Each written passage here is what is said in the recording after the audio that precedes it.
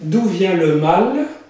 C'est une question récurrente qui a été remise un petit peu sur la scène dans le sillage d'un film sur Hannah Arendt, parce qu'elle avait dit que autrefois on disait que le mal venait de l'égoïsme des gens qui ne pensent qu'à eux et donc piétinent les autres, alors que le mal radical qu'a été le nazisme suggère que le mal peut venir de la simple obéissance aveugle par des exécutants à des ordres inhumains, etc.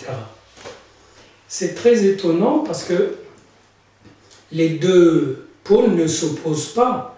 C'est clair que les exécutants, il a bien fallu qu'ils adhèrent à tel projet maléfique orchestrée par une grande machine avec au-dessus d'elle un guide, un Führer, un dictateur, etc. Il n'y a pas eu que l'Allemagne nazie comme exemple. Donc,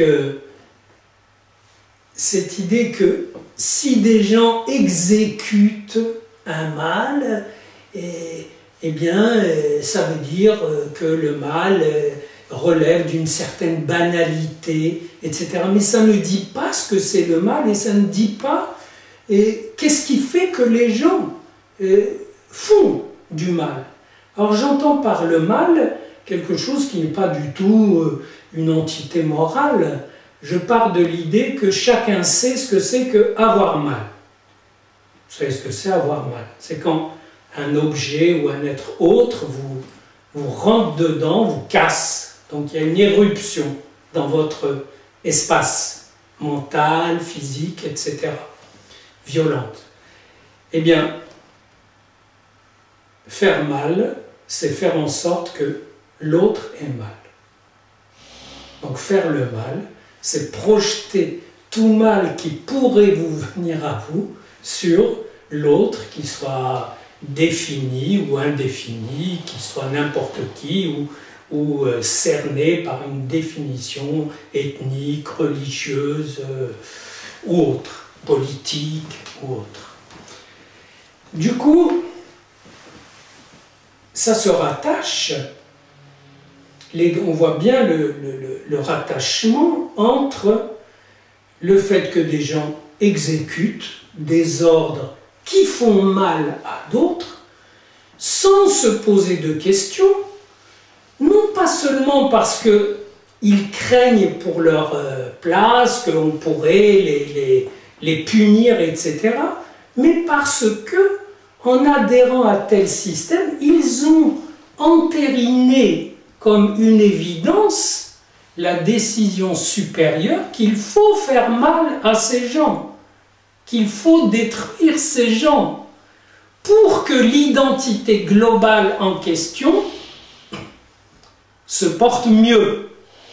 Le programme nazi, c'était éliminer des gens qui dérangent l'identité, et les juifs, c'est des dérangeurs d'identité professionnelle, mais c'est en même temps le génie de leur identité que d'être en dérangement par rapport à elles-mêmes déjà, et en travers par rapport à d'autres, tout en pouvant s'adapter.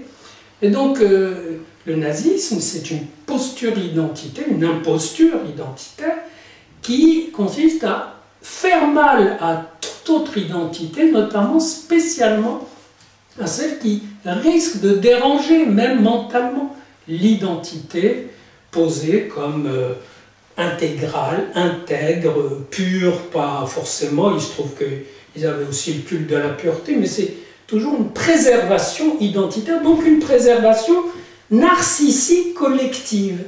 Et on revient presque au modèle personnel.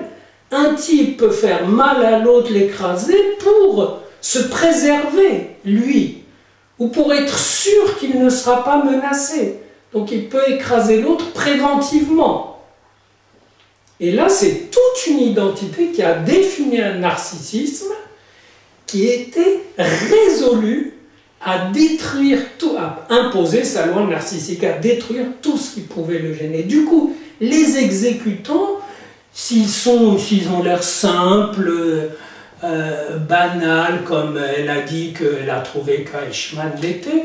Et c'est qu'ils n'ont pas besoin de réactualiser constamment leur adhésion à cette préservation identitaire. Ça fait partie du fonctionnement, ça fait partie de l'évidence, mais c'est pas banal du tout de décider de travailler 24 heures sur 24 pour détruire le danger même symbolique, même abstrait, que peut représenter pour vous l'identité de l'autre.